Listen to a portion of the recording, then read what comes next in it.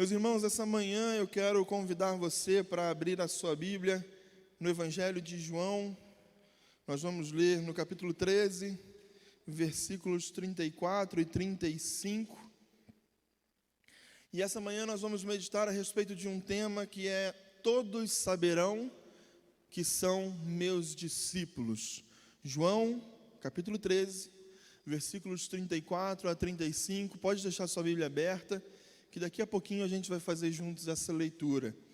Mas antes de fazer essa leitura, eu queria que a gente pudesse entender a cena.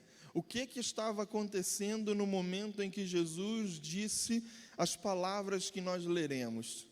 Se a gente começar aqui, voltasse a partir do início do capítulo 13, nós perceberíamos que Jesus estava reunido com os seus discípulos naquele momento da última refeição, ou conhecido também como a última ceia.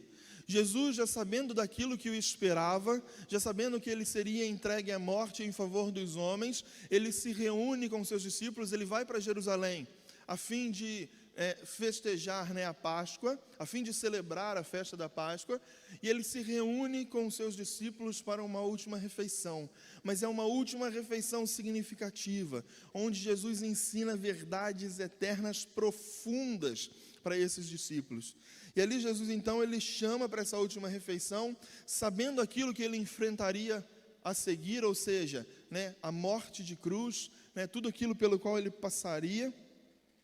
E nesse momento Jesus então ele toma água, toma uma toalha e ele lava os pés dos seus discípulos, ensinando a eles a respeito do serviço, ensinando a eles a respeito de humildade, ensinando a eles que nós precisamos servir tal como Cristo serviu. E então Jesus lava o pé dos discípulos, Jesus indica também quem o trairia, Jesus ele fala a respeito da sua morte, e a partir do versículo 31, embora todo o texto seja um texto, a partir do 13, em tom que eu imagino assim, de despedida, Jesus preparando os discípulos para a sua morte, para o sacrifício vicário de Cristo, mas a partir do 31, versículo 31, essa fala de Jesus assume tons mais de despedida realmente, assumem esses tons de, palavras finais de Jesus, ensinos finais de Jesus, e ali então ele compartilha um mandamento a respeito do amor. Então nesse momento final, nesse momento com os seus discípulos, Jesus ensina a respeito deste mandamento do amor. E tendo dito isso, eu convido os irmãos então a ler do versículo 34 e 35.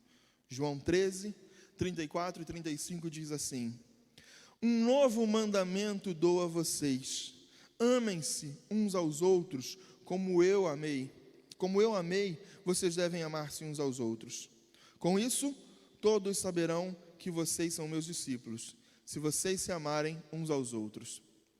Amém. Vamos orar mais uma vez. Pai amado, muito obrigado, ó Deus, por essa manhã. Muito obrigado pela oportunidade que o Senhor nos dá de estar na Tua presença. Muito obrigado, ó Pai, pela oportunidade que o Senhor nos dá de prestar o nosso culto a Ti, ó Pai. Nós te pedimos, ó Deus, nesse momento, que o Espírito Santo do Senhor esteja aqui, iluminando as nossas vidas, nos ensinando, para que nós possamos compreender as verdades da Tua palavra.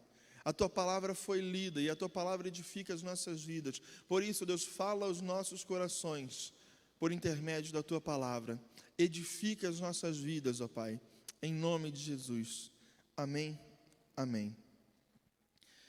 Jesus, ele começa esse texto no versículo 34, dizendo: um novo mandamento dou a vocês. No 33 ele está dizendo que em breve ele não estará mais com eles, mas no 34 ele diz: um novo mandamento vos dou, um novo mandamento estou entregando a vocês, um novo ensino, um novo mandamento, uma nova ordem é dada a vocês.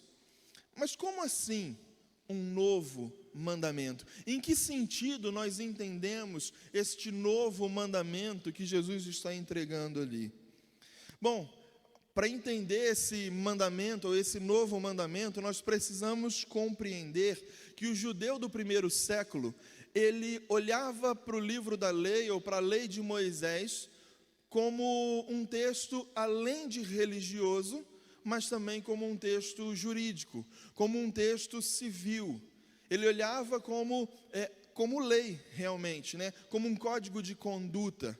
O judeu do primeiro século tinha essa relação com a lei de Moisés. O texto era também um texto jurídico. Hoje, para a gente, nós vemos como um texto puramente religioso, mas para o judeu do primeiro século não era apenas assim. Regia as leis, a forma de conduta, inclusive as penalidades, caso a pessoa se desviasse daquela lei, regia os relacionamentos de um com o outro. Então, o judeu do primeiro século olhava para o texto da lei de Moisés, não apenas como religioso, mas algo que transcendia a religião, e era também um texto de cunho ou de teor jurídico.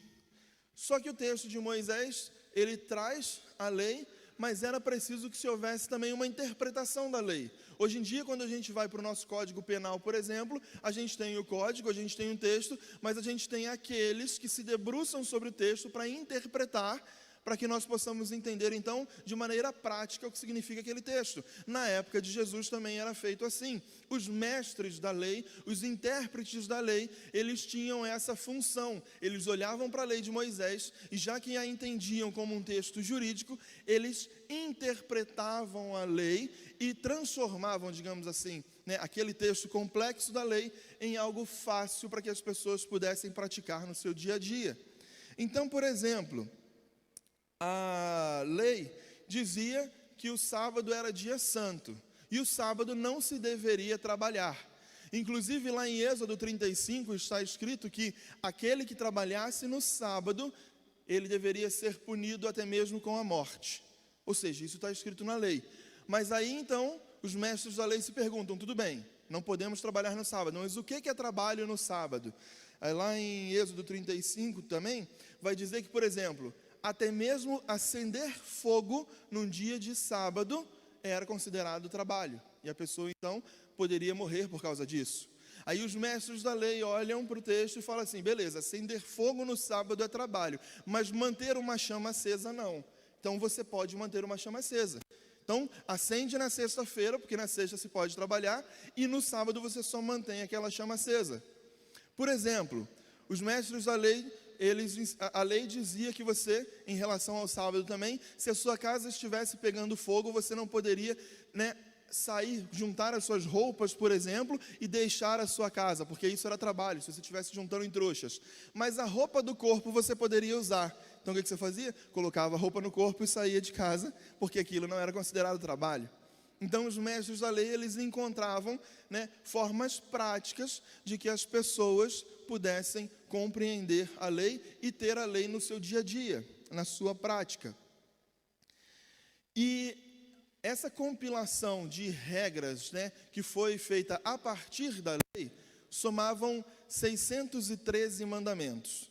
Então a lei de Moisés, que nós temos na Bíblia, a partir dela, os mestres da lei conseguiram extrair, conseguiram compreender 613 mandamentos.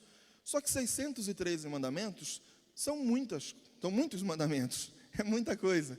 Uma pessoa, um judeu comum, não saberia todos esses mandamentos. Então, sempre que se tinha uma dúvida ou algo que precisava, de ter uma resposta, levava-se a causa aos mestres da lei, aos intérpretes da lei, para que à luz da lei de Moisés eles pudessem julgar aquele caso. Ele pudesse dar o seu veredito com base na lei de Moisés. E era muito comum que se pedisse ao mestre da lei que ele resumisse a lei, falasse assim, olha, a gente tem 613 mandamentos, mas qual é aquele mais importante? Sempre que se encontrava com um rabino, com um mestre, se dizia assim, olha, são 613 mandamentos, mas quais são os mais importantes? Conta para a gente, resume para a gente. E é isso que acontece, por exemplo, lá em Mateus 22, a partir do versículo 36, não precisa de abrir, mas quando um mestre da lei se dirige a Jesus e pergunta assim, mestre, qual é o maior mandamento da lei? Ou seja, existem 613, mas Jesus, reconheci que você é mestre, diz para a gente, qual é o maior mandamento da lei? E aí no versículo 37, Jesus respondeu, ame o Senhor, o seu Deus, de todo o seu coração, de toda a sua alma e de todo o seu entendimento. Este é o primeiro e maior mandamento. E o segundo, semelhante a ele: ame o seu próximo como a si mesmo. Destes 2 mandamentos dependem toda a lei e os profetas.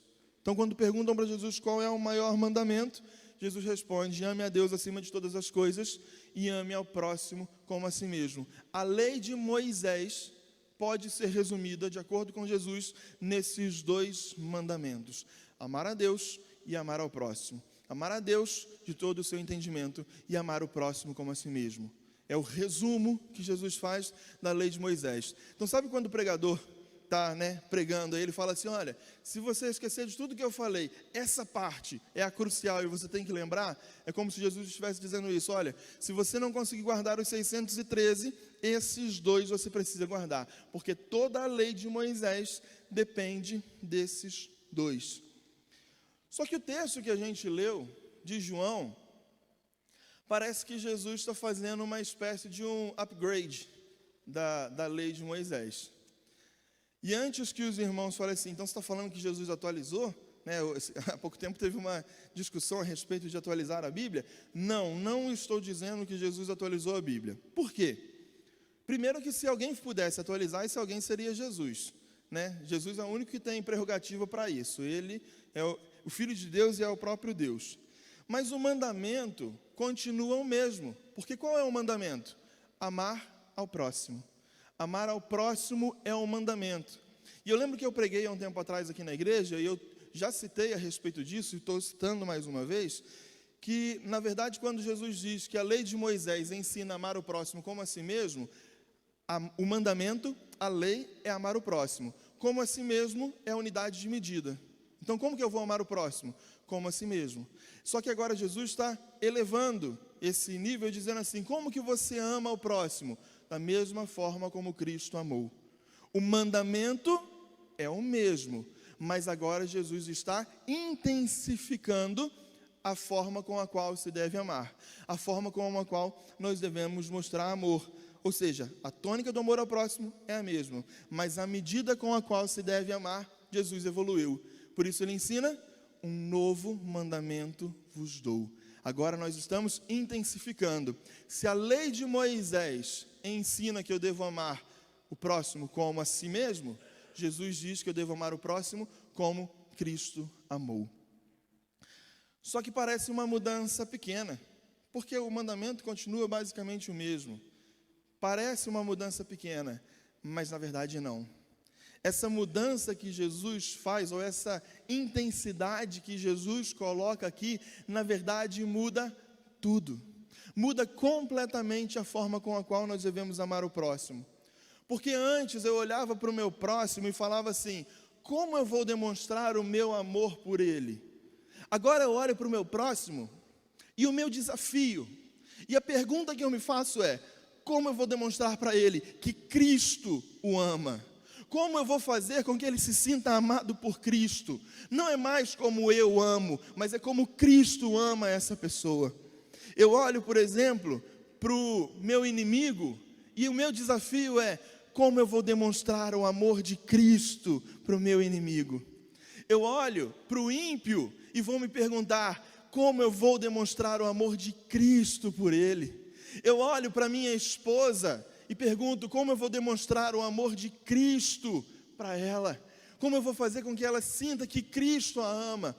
Eu olho para o meu irmão que está sentado do meu lado aqui na igreja e preciso entender esse desafio e falar assim: como eu vou demonstrar para ele que Cristo o ama? Aquele irmão que às vezes é, como diriam uns aí, nó cego, Aquele irmão que às vezes é difícil o relacionamento, que pensa diferente de mim, mas como eu vou demonstrar para ele que Cristo o ama? A intensidade muda completamente, porque não é mais o meu amor por você, é o amor de Cristo por você através da minha vida. Eu preciso abraçar o meu irmão, e quando eu abraço ele, ele precisa sentir que Cristo está o abraçando. É uma responsabilidade que Jesus nos dá, dizendo assim: olha, agora a intensidade mudou. Porque se você for amar como você amaria, é insuficiente. Amar como a si mesmo é pouco. Amar como a si mesmo não dá conta do recado. É preciso amar como Cristo ama. É preciso demonstrar o amor de Cristo pelo próximo. E nós precisamos aprender isso, meus irmãos. Nós precisamos aprender esse novo mandamento, porque a gente lê esse texto e acha bonito Jesus falar isso, mas a gente não vive. A gente não vive esse desafio de olhar para o próximo e dizer assim, como que Cristo enxerga ele? Eu não vou olhar mais com os meus olhos para o meu irmão, porque se eu olhar com os meus olhos, eu verei defeitos, eu verei diferenças, mas eu vou olhar com os olhos de Cristo para o meu irmão, porque eu devo amar não com o meu amor, mas como Cristo o ama. Não amamos com base naquilo que entendemos ser amor, mas nós fazemos o outro se sentir amado por Cristo. Esse deve ser o nosso desafio. E aí então, na primeira parte, no versículo 34, Jesus diz isso: um novo mandamento dou a vocês, amem-se uns aos outros, como eu amei, vocês devem amar-se uns aos outros. E aí no versículo 35, Jesus continua ensinando para a gente, e ele diz que no cumprimento deste mandamento, no cumprimento do mandamento do amor, nós seremos reconhecidos como discípulos. Ou seja, quando eu amar como Cristo ama, eu serei reconhecido como discípulo. O discípulo, ele não é reconhecido pela sua teologia. Ele não é reconhecido porque ele leu, John MacArthur, porque ele leu Alistair McGrath. Eu lembro que na época da faculdade, eu li pela primeira vez a biografia de Dietrich Bonhoeffer. É como normalmente a gente conhece ele. É um teólogo alemão que viveu na época da Segunda Guerra Mundial. Ele foi pastor, teólogo, espião, um monte de coisa. E eu li a biografia de Bonhoeffer, li e falei assim, nossa, que sensacional, gostei demais. E aí todo o trabalho de teologia que eu ia fazer na faculdade, eu queria pegar alguma coisa de Bonhoeffer e colocar ali no trabalho e tal. E eu tenho um tio emprestado meu, que é alemão. Minha tia foi casada com ele, e ele é alemão. E eu liguei para esse tio meu lá na Alemanha, porque eu fazia o trabalho sobre Bonhoeffer, e eu falei assim, tio, me ensina qual que é a pronúncia do nome dele, em alemão. Aí eu aprendi que em alemão a pronúncia é Dietrich Bonhoeffer. Aí eu chegava na faculdade, não, porque segundo Dietrich Bonhoeffer, e enchia a boca para poder falar a respeito disso. Aí depois eu fiz um trabalho sobre Paul Tillich. Aí fui lá e perguntei para o meu tio também, tio, como é que é a pronúncia? Paul Tiller. Aí eu chegava na faculdade, todo cheio de pronúncia, sabendo falar corretamente, com eloquência. Mas quando eu olho para esse texto, eu aprendo que não é o saber teológico que me faz um discípulo de Cristo. Eu entendo também que não é pela oratória que se conhece o discípulo. Tem pessoas que falam muito bem, que são eloquentes, sabem articular bem as palavras, têm aquela lábia. O meu pai me contou uma vez a história de um amigo dele, lá no Rio de Janeiro, Santana, né, pai? E diz que o Santana, ele tinha um poder de oratória ali, um poder de lábia, levava qualquer um na conversa. E até onde eu lembro da história dele, certa vez ele precisava de colocar combustível no carro, não tinha dinheiro, e ele conversou com o frentista, jogou a lábia dele, conseguiu abastecer e ainda fez o frentista dar um troco para ele do valor lá. Sem dinheiro, colocou fiado, pagou com cheque predatado e ainda pegou troco do camarada. Ou seja, sem dinheiro, fiado e ainda pegou troco. É um camarada que sabia, tinha lábia ali. E existem pessoas que usam todo o seu poder de persuasão para poder pregar o Evangelho, mas não é pela oratória, não é pela eloquência que se conhece quem é um discípulo. Também não é pela oração fervorosa, aquelas pessoas que oram com fervor e as coisas acontecem.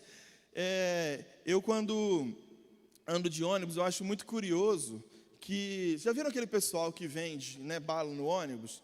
Eles falam normalmente, mas na hora que entra no ônibus com a bala, ele fala assim, olá, muito bem, passageiros, eu poderia estar aqui fazendo qualquer outra coisa? Desculpe interromper a sua viagem. Eles têm toda uma oratória, uma forma de falar ali. E tem gente que quando ora também é assim, A pessoa está conversando normal e de repente, oremos. Ó Senhor Todo-Poderoso. Aí muda a forma dele de falar, porque quer orar com aquele fervor, quer orar com aquela intensidade. Ô Pai, abençoa a tua igreja. Você fala assim, ó, dá até medo assim, né? Da pessoa orando e escolhe as palavras mais rebuscadas para falar, que às vezes a gente nem entende o que a pessoa quer dizer. Tem um discurso do primeiro presidente do Brasil que levou um impeachment, esqueci o nome dele, Collor. Tem um discurso do Collor que eu li uma vez, que eu li várias vezes, até hoje eu não sei o que ele quer dizer, de palavras tão difíceis que ele usa, e tem gente que na sua oração quer ser assim também, mas uma oração fervorosa não faz com que a gente seja reconhecido como discípulo. O que nos faz ser reconhecido como discípulos de Cristo, segundo Jesus está nos ensinando aqui, é a capacidade de demonstrar o amor de Cristo ao próximo. É por isso, dessa forma, que nós seremos reconhecidos como discípulos de Cristo, quando nós aprendermos a amar como Cristo amou, quando nós aprendermos a levar o amor de Cristo, como eu falei, em um abraço, a pessoa pode sentir o abraço de Cristo, em uma palavra, pode sentir o consolo de Cristo, em uma exortação, também sente o amor de Cristo, porque às vezes a gente acha que amor não tem exortação. Sim, amor tem confronto, amor tem exortação, amor tem chamado ao compromisso, mas é quando nós fazemos com que o outro se sinta amado, acolhido, consolado, exortado, encorajado a fazer aquilo que é certo, santificado. É ali que nós então vemos verdadeiramente que podemos ser reconhecidos como discípulos de Cristo. O discípulo é reconhecido pela sua capacidade de amar. E nós temos alguns motivos, muito práticos para nós entendermos e vivermos e experimentarmos esse novo mandamento de Cristo. O primeiro motivo é a obediência. Se nós somos servos, somos discípulos, temos que obedecer. O pastor Vanoí sempre fala aqui para nós, amar é mandamento. Mandamento a gente obedece. Mandamento não se discute. Durante muito tempo eu achava que amar era uma escolha. E falava isso para todo mundo, amar é uma escolha, não é um sentimento, devemos escolher amar o próximo, mas a gente entende que amar não é apenas uma escolha, é mais profundo. Amar é um mandamento, e mandamento deve ser obedecido. Então se você está se perguntando aí, mas por que eu devo amar o próximo como Cristo amou? Porque é mandamento, porque é a ordem do Senhor, precisamos amar. Jesus não colocou isso em discussão. Jesus não chegou na assembleia e falou assim, gente, vamos discutir aqui, quem quer amar aí, vamos votar? Não, é ordem dele, falou assim, ame o próximo como Cristo amou. Outra coisa é que a gente também, quando ama, nós estamos seguindo o exemplo de Cristo, porque o próprio Cristo, ele não simplesmente mandou amar, mas ele se colocou como exemplo do amor. Ele falou assim, ame como eu amei, e Jesus amou de maneira doadora, de maneira altruísta. Jesus se coloca como exemplo. Você quer saber como amar? Olha para Ele, porque Ele é o exemplo. Você que não sabe, Jesus, eu quero amar o meu próximo, mas eu não sei como. Como que eu faço isso? Olha para Ele, se relaciona com Ele, aprenda dEle, porque Ele nos ensinou verdadeiramente como amar. Então, em obediência a Ele, nós seguimos os seus passos, nós seguimos aquilo que Ele nos ensinou. E quando nós amamos também, nós damos testemunho de Cristo. Nós estamos testemunhando da obra de Cristo na nossa vida e dizendo que verdadeiramente Ele reina sobre as nossas vidas. Ele reina sobre a minha vida e sobre a sua vida, porque nós obedecemos, nós seguimos o seu exemplo e nós damos testemunho daquilo que Ele fez. Eu quero finalizar esse momento lendo João 15, está aí pertinho, dos versículos 9 a 17. João 15, versículos 9 a 17, diz assim, são palavras também de Jesus, dizendo, como o Pai me amou, assim eu os amei, permaneçam no meu amor. Se vocês obedecerem aos meus mandamentos, permanecerão no meu amor, assim como tenho obedecido aos mandamentos de meu Pai, e em seu amor permaneço. Tenho dito estas palavras para que a minha alegria esteja em vocês, e a alegria de vocês seja completa. O meu mandamento é este: amem-se uns aos outros como eu os amei. Ninguém tem maior amor do que aquele que dá a sua vida pelo seu amigo. Vocês serão meus amigos se fizerem o que eu ordeno. Já não os chamo servos, porque o servo não sabe o que o seu senhor faz. Em vez disso, eu os tenho chamado de amigos, porque tudo que eu ouvi de meu Pai, eu tornei conhecido a vocês. Vocês não me escolheram, mas eu os escolhi para irem e darem fruto. Fruto que permaneça, a fim de que o Pai conceda a vocês o que pedirem em meu nome. Este é o meu mandamento: amem-se uns aos outros. Meus irmãos, que nós possamos compreender essa palavra, acolher essa palavra em nossos corações, regar essa palavra em nossos corações e viver experimentando o amor. Porque Jesus está dizendo aqui, a partir do versículo 9, de maneira clara: aqueles que estão em mim me obedecem, e o meu mandamento é esse, que amem uns aos outros. Quando vocês amam, a alegria do meu Pai está em vocês, e vocês também dão alegria ao meu Pai. É um relacionamento completo, no sentido de que não há carências, no sentido de que não falta nada, porque quando nós observamos esses mandamentos do Senhor, a gente recebe a plenitude de Cristo, do amor de Cristo, da alegria de Cristo, e vivemos em verdade. Este é o meu mandamento: amem-se uns aos outros. Meu desafio que eu tenho para nós essa noite é que a gente comece então a olhar para o nosso próximo e perguntar-se toda vez: como eu vou demonstrar a ele o amor de Cristo? Como eu vou demonstrar a ele que Cristo ama? Por meio da minha vida, ele precisa sentir o amor de Cristo. Por meio da minha vida, ele precisa sentir o consolo de Cristo. Por meio da minha vida, ele precisa ser encorajado a fazer aquilo que Cristo quer que ele faça. E que em nome de Jesus, isso transforme os nossos relacionamentos e a nossa forma de ver o próximo. Vamos ficar de pé para a gente orar mais uma vez? Pai amado, muito obrigado, meu Deus. Muito obrigado, Senhor, pela oportunidade que o Senhor nos dá de ouvir a Tua palavra e ser desafiados por ela. Nessa manhã nós somos desafiados, ó Pai, a viver o verdadeiro amor, a viver este mandamento. Não é fácil. Muitas vezes nós não sabemos como fazer, Pai, como agir dessa forma. Mas, Pai, em nome de Jesus, nos ensina a viver o Teu mandamento. Que nós possamos olhar para Cristo e aprender com o Senhor, que nós possamos aprender a amar como Cristo ama, e que em nome de Jesus nós tenhamos uma igreja repleta do amor de Cristo, que vive de maneira completa a alegria, a paz, a verdade do Teu amor. Em nome de Jesus, ó Pai, abençoa-nos, Pai. De maneira alguma, Pai, que essa palavra não entre pelos nossos ouvidos e seja descartada, mas que nós possamos acolher em nossos corações essa palavra e que ela venha dar frutos, ó Pai, para o Teu reino.